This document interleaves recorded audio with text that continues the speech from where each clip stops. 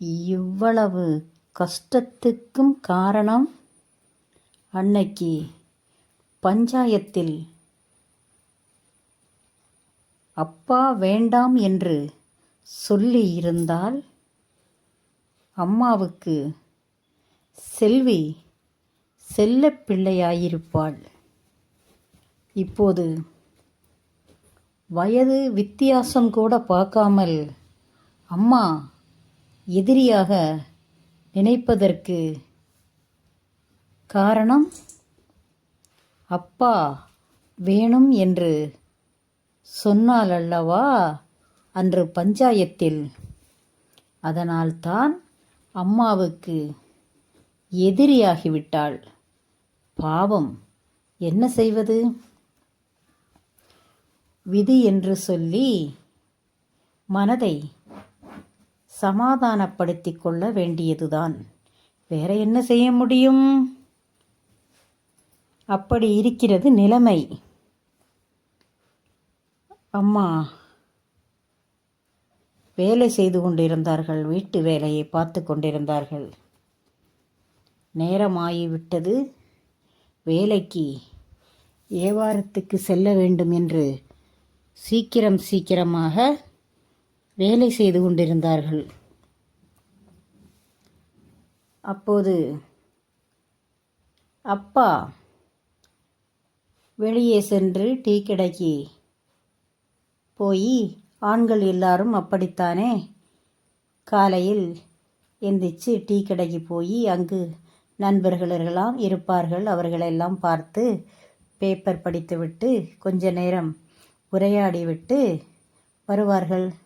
அப்படித்தான் அப்பாவும் வீட்டுக்கு வந்தார். பாவம், இந்த குழந்தை ஏதோ ஒரு பழமொழி சொல்வார்களே, இலவ மரம் காத்த கிளி எந்த நேரமும் வாட்டமென்று. அதேபோல இந்த குழந்தை மாமரத்தின் அடியில் அமர்ந்து கொண்டு முகமெல்லாம் வாடி தனிமையில் உட்கார்ந்திருந்தாள். அப்பா வந்து கேட்டார், என்ன செல்வி, டீ குடித்து விட்டாயா என்று கேட்டார். குடிச்சிட்டேன் அப்பா என்று செல்வி பதிலளித்தார் அப்பாவுக்கு. அப்பா ஒரு பதிலை சொன்னார். மறுபடி ஏன் முகம் வாடி இருக்கிறது? என்ன கவலை உனக்கு என்று அப்பா கேட்டார். அதற்கு செல்வி ஒன்றுமில்லை அப்பா என்று சொன்னாள். அதற்கு அப்பா மறுபடியும் கேட்டார், இல்லையே, எனக்கு தெரியாதா என் பிள்ளையை பற்றி? நீ பிறந்ததிலிருந்து நான் உன்னை பார்த்து கொண்டிருக்கிறேன் அல்லவா? என்ன கவலை? அப்பாவிடம் சொல்லு, என்னால் முடிந்தால் உன் கவலையை நான் தீர்த்து வைக்கிறேன் என்று அப்பா சொன்னார். இது எப்படியோ அம்மா காதில் விழுந்து விட்டது. அம்மா அங்கு சமையலறையில் வேலை செய்து கொண்டிருக்கிறார்கள் அல்லவா? அவர்கள் அங்கு இருந்து கொண்டு அவர்கள் குரலை மட்டும் வெளியே அனுப்பினார்கள். அவளுக்கு என்ன மனக்கவலை? இப்போதே 3 பிடி அரிசி தின்னும் முனக்கம் என்ன முனக்கம் என்று சொல்வார்கள். அது மாதிரித்தான் இருக்கிறது அவள் கதை. அவளுக்கு என்ன குறை இங்கை? சோறு இல்லையா? தண்ணி இல்லையா? தீம்பண்டம் இல்லையா? இல்லை உடுத்திக்கொள்ள ஆடைதான் இல்லையா? என்ன இல்லை அவளுக்கு? ஏன் மூஞ்சி தூக்கி கொண்டிருக்கிறாள் என்று ஒரு குரலை அம்மா வெளியே அனுப்பி வைத்தார்கள். அதை கேட்டவுடன் அப்பாவும் பொண்ணும் அமைதியாகிவிட்டார்கள். ஏனென்றால் பாத்திரத்தை துலக்கிக் கொண்டு இருக்கும் பத்ரகாளி வெளியே வந்தால் நம்மளை பந்தாடி விடுவாள். அவளிடம் கோபத்தை காட்டக்கூடாது, நம்ம அமைதியாக போய்விடணும் என்று அமைதியாக இருந்து கொண்டார் அப்பாவும் பிள்ளையும். மெதுவாக கேட்டார் அப்பா. அம்மா உன்னை அடித்தாளா, இல்லை உன்னை ஏசினாளா என்று அப்பா கேட்டார். இல்லை அப்பா, அது எல்லாம் ஒன்றும் இல்லை என்று செல்வி அப்பாவிடம் பதில் உரைத்தாள்.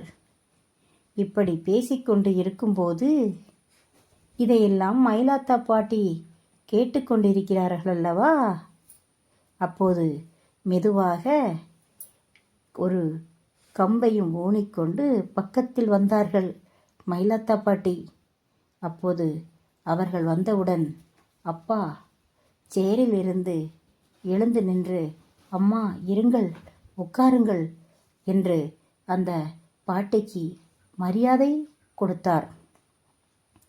அதற்கு பாட்டி சொன்னார்கள், பரவாயில்லை மகனே, சாமி நீ இரு, நீ ஆண் பிள்ளை, நீ கீழே இருப்பதா? வேண்டாம், அம்மா கீழே இருக்கிறமேடா, நீ இருந்து கொள் என்று சொன்னார்கள்.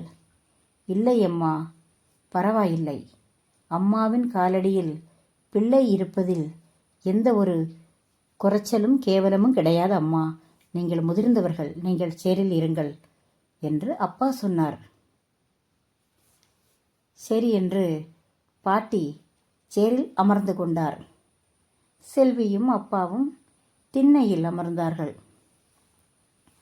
அப்போது மயிலாத்தா பாட்டி சொன்னார்கள் அப்பாவிடம், சாமி நீ இத்தனை தடவை துருவி துருவி இந்த பெண்ணினிடம் கேள்வியை கேட்டாயே, அந்த குழந்தை ஒரு வார்த்தை கூட உன்னிடம் சொல்லவில்லையே, ஏன் என்று கேட்டார்கள். அதற்கு அப்பா பதில் சொன்னார்கள். ஏன் அம்மா என்று கேட்டார்கள். ஏனென்று உனக்கு தெரியாதா சுவாமி என்று கேட்டார்கள். எனக்கு தெரியவில்லை அம்மா என்றார்கள் அப்பா.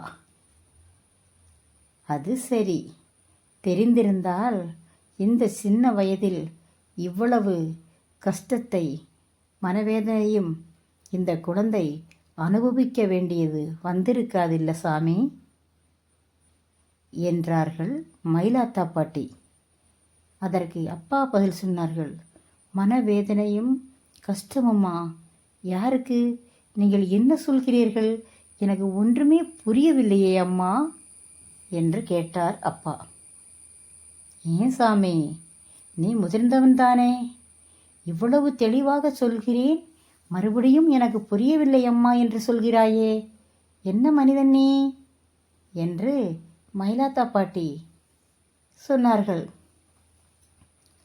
அப்போது நீங்கள் யாரை பற்றி சொல்கிறீர்கள் என்று அப்பா கேட்டார்.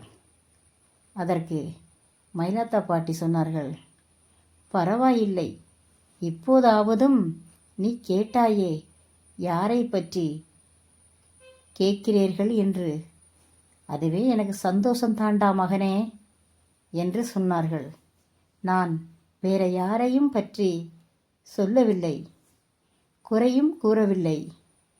பாவம், இந்த குழந்தை என்ன கேட்டு விட்டது உங்களிடம்? என்னது பெரிதாக ஆசைப்பட்டது? உலக நாட்டில் என்னமெல்லாமோ நடக்கிறது. இந்த வயதில் இருக்கும் பிள்ளைகள் எதெல்லாமோ செய்கிறார்கள். பாவம், இந்த குழந்தை என்ன செய்கிறது? பள்ளி செல்ல வேண்டும் என்று கேட்டது இவ்வளவு பெரிய குற்றமாயுது? அதற்கு இவ்வளவு பெரிய தண்டனையாயுது என்று பாட்டி சொன்னார்கள். அதற்கு அப்பா ஒன்றும் பேசவில்லை. ஏனென்றால் பதில் இல்லை, அதனால் ஒன்றும் பேசவில்லை. அப்போது ஏன் முகம் வாடியிருக்கிறது என்று கேட்டாயே நீ அத்தனை தடவை இந்த குழந்தையிடம், ஏன் முகம் வாடியிருக்கிறது என்று நான் சொல்கிறேன் கேள். அவள் தோழிகள் எல்லோரும் பள்ளிக்கு சென்று விட்டார்கள். பாவம், இவளை தனிமைப்படுத்தி விட்டீர்கள். அவள் தனியாக இருக்கிறாள். அதனால் தான் அவள் இப்படி இருக்கிறாள். என்ன செய்வது? நான் என் கூட வந்தவள் விளையாட முடியுமா? நான் 70 வயதான மூதாட்டி. பாவம், பச்சிளம் குழந்தை அது. 5 வயதுதான் ஆகிறது. அதனுடன் நான் விளையாட முடியுமா ஓடி? இல்லை, என்னுடன் தான் அது மூதாட்டியா? அவளுக்கு வயதாகிவிட்டதா? என்னைப் போல் ஒரு இடத்தில் அமர்ந்திருப்பதற்கு சிறு குழந்தை. ஓடவும் ஆடவும் விளையாடவும் செய்தால்தான் அது குழந்தை. ஒரே இடத்தில் இருந்தால் அது மரப்பொம்மை. இது பொம்மை இல்லை சுவாமி. இரத்தமும் சதையும் உயிரும் இருக்கும் ஒரு குழந்தை. அந்த குழந்தையோட உணர்ச்சியை புரிந்து கொள்ள முடியவில்லையே. நீங்களெல்லாம் என்ன தாய், என்ன தகப்பன் என்று மயிலாத்தா பாட்டி சொன்னார்கள். இதை அம்மா வீட்டுக்குள் சமையலறையில் இருந்து கொண்டு இதையெல்லாம் கேட்டுக்கொண்டிருக்கிறார்கள். அப்போதே லைக் பண்ணி சப்ஸ்கிரைப் பண்ணுங்க.